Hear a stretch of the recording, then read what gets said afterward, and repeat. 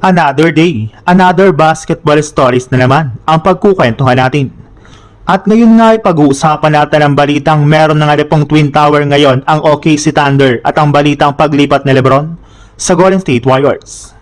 Sa umpisa pa lang nga po ng offseason ay plano na nga talaga ng OKC Thunder na mapa-improve ang kanilang lineup hanggang sa maging sapat ito para talunin ang San Antonio Spurs sa susunod na season. Spurs nga talaga ang team na balak nga po nilang talunin dito.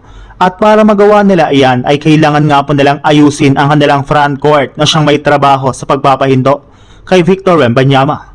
Ito rin naman nga po ang mismong rason bakit ang 7'3" center na si Adeymara ang kanilang kinuha bilang ika-12 overall pick sa first round ng 2026 NBA Draft. Matapos nga pong hindi ito kunin ng Warriors ay hindi na nga po sila nagdalawang isip pa sa pagkuha sa kanya. Gayong naniniwala nga po sila na makakabuo ang Thunder ng bago at mas malakas na front court na bubuuhin ni Adeymara at Chet Holmgren. Pareho rin naman nga po silang dalawa na at least 7-footer na siyang magtutulungan para mapahinto si Victor Wembanyama sa susunod na season. Sa ibang balita naman, kinumpirma na nga po ni Shams Charania ng ESPN napipirma na nga po si Reeves sa Lakers ng bagong maximum contract na nagkakahalaga ng mahigit sa 4-year, $185 billion contract para lamang bumalik ito sa kanilang prangkisa ngayong offseason.